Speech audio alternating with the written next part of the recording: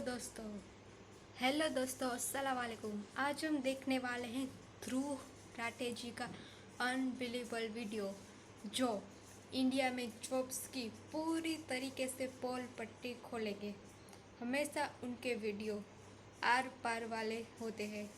आज हम फिर से देखेंगे नो जॉब वीडियो। इंडिया में अनएम्प्लॉयमेंट पर ध्रुव राठे जी ने बढ़िया सी तड़ाकेदार और धज्जियां उड़ा देने वाली एक नई वीडियो सामने आ गई है।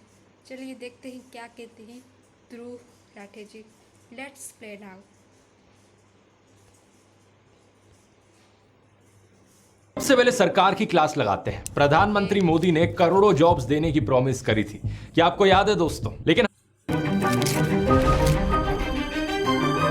सबसे पहले सरकार की क्लास लगाते हैं। प्रधानमंत्री मोदी ने करोड़ों जॉब्स देने की प्रॉमिस करी थी, क्या आपको याद है दोस्तों? लेकिन हमारे कुछ मीडिया चैनल्स की माने तो उन्होंने यह वादा कभी किया ही नहीं था। मजाक नहीं कर रहा। एबीपी न्यूज ने इसको लेकर एक फैक्ट चेक किया था। उन्होंने कहा कि पीएम मोदी ने तो सिर्फ इतना कहा कि कांग्रेस ने रोजगार नहीं दिया। उन्होंने ये थोड़ी कहा कि हम रोजगार देंगे।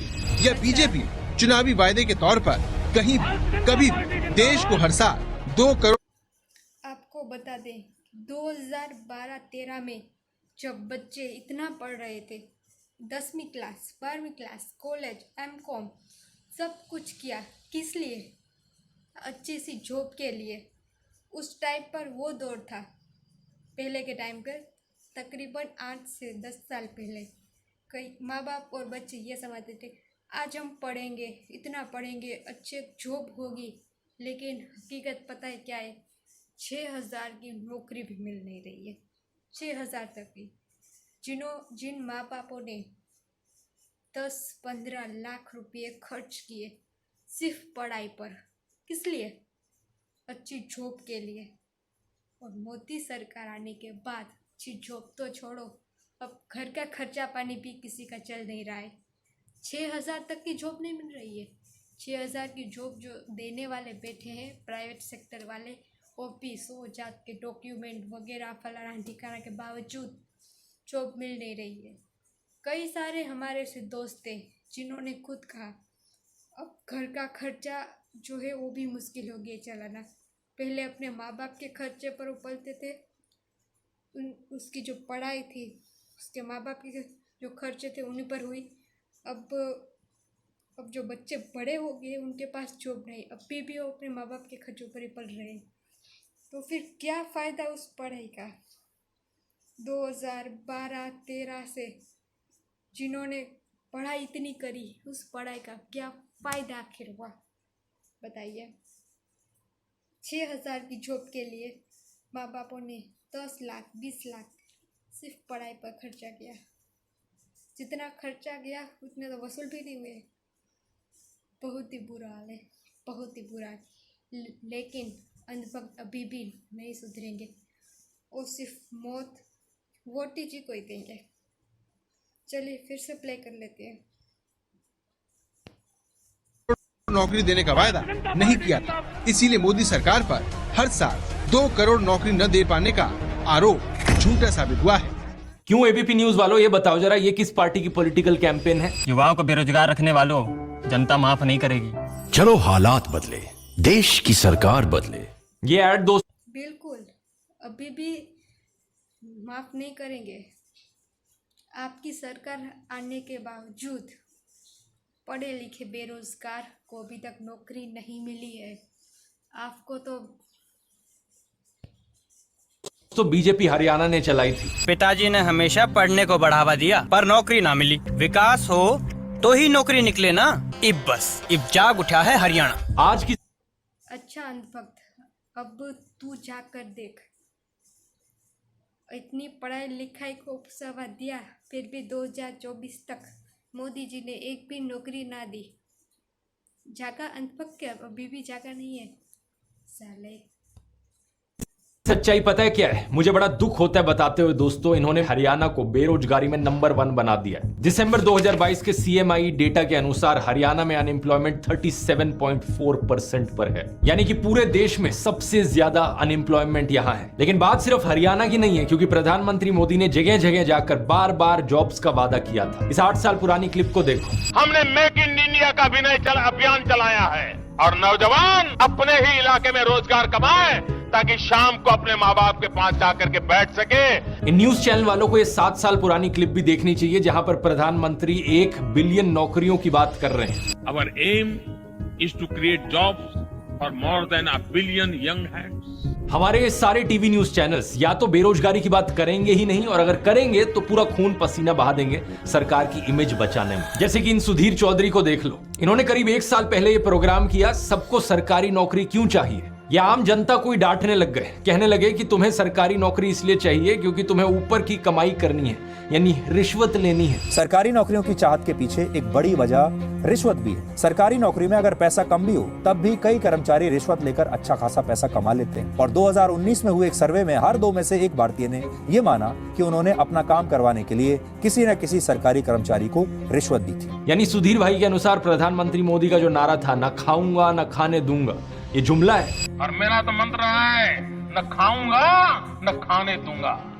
और यहाँ ये कह रहे हैं कि यूथ स्किल्ड नहीं है। स्किल्ड ना होना भी एक बहुत बड़ी वजह है। इसके पीछे जिम्मेदारी किसकी है? सुधीर भाई, क्या ये मान लें कि प्रधानमंत्री मोदी का स्किल इंडिया वो भी एक जुमला था? भारत में बहुत सारे लोग परीक्षा देकर, पैसा देकर, किसी नेता की सिफारिश लगाकर किसी भी तरह से सरकारी नौकरी पाना चाहते हैं। और इसकी सबसे बड़ी वजह यह है कि सरकारी नौकरियों में काम के घंटे बहुत ज्यादा नहीं होते, काम के घंटे तय होते हैं, छुट्टियां जी भर के मिलती हैं। मतलब सुधीर भाई के अनुसार आप लोग, देश के युवा, कामचोर हो और आलसी हो। ग्राउंड रियलिटी को थोड़ा गहराई से समझते हैं दोस्तों। पहले ये जानने की कोशिश करते हैं कि आखिर कितनी नौकरियों की जरूरत है देश में। मिनिस्ट्री ऑफ एजुकेशन की वेबसाइट पर 2021-22 की रिपोर्ट मिली है मुझे। यहाँ लिखा है number of enrolments higher secondary में है 2.85 करोड़, यानी कि अप्रोक्सीमेटली इतने बच्चे हर साल हायर सेकेंडरी स्कूल में एनरोल करते हैं। क्या इतनी नौकरियों की जरूरत है हमें हर साल? एक्चुअली यहाँ पर हमें उन स्टूडेंट्स को भी कंसिडर करना चाहिए जो ड्रॉप आउट कर जाते हैं पहले। UDISC रिपोर्ट के अनुसार करीब 12.61% ड्रॉप आउट रेट है सेकेंडरी लेवल पर, यानी क्लास 10th के बाद। और इससे पहले अपर प्राइमरी लेवल पर 3% का ड्रॉप आउट रेट है और प्राइमरी लेवल पर भी 1.45% का ड्रॉप आउट रेट है।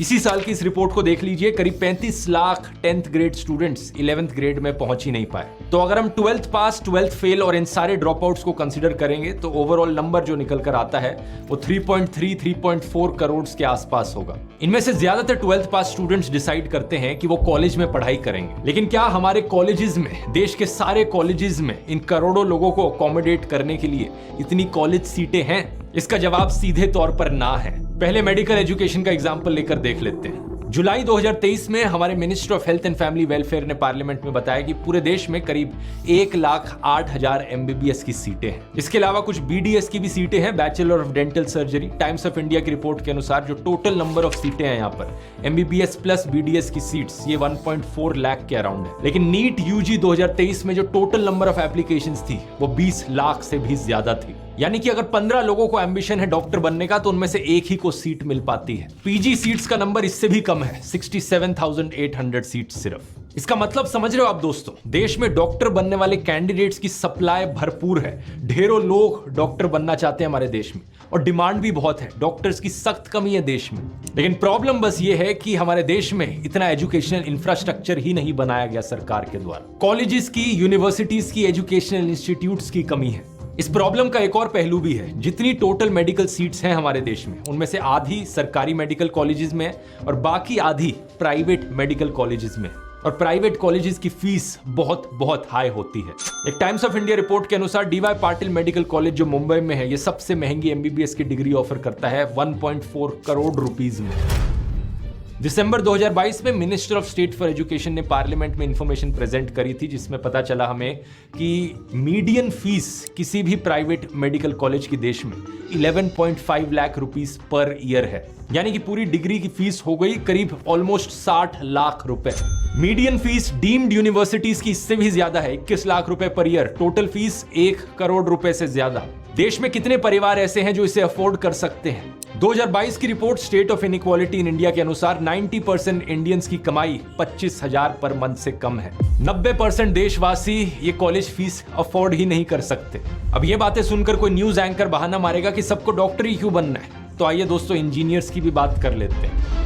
दिसंबर 2022 में हमारे minister of state for education Subhash सरकार ने राज्यसभा में बताया कि इवन दो इंडियन पॉपुलेशन बढ़ रही है, लेकिन पिछले 5 सालों में total number of engineering colleges में जो सीटें हैं वो नीचे जा रही हैं। 2017-18 में 14.65 लाख सीटें थी, ये नीचे गिर के 2021-22 में सिर्फ 12.53 लाख रह गई। लेकिन यहां पर भी इस प्रॉब्लम का एक और पहलू है। 2017-18 में आधी से ज्यादा सीटें खाली गई। 2018-19 में 48.6% सीट्स वेकेंट थी। 2021-22 में भी करीब 33% सीट्स वेकेंट थी, यानी 4.21 लाख सीट्स खाली। यहां भी सप्लाई की कोई कमी नहीं है। करोड़ों लोग देश में इंजीनियर बनना चाहते हैं, लेकिन इतनी सारी सीटें खाली क्यों जा रही हैं इंजीनियरिंग कॉलेजेस में? इसके पीछे 4 मेन कारण है।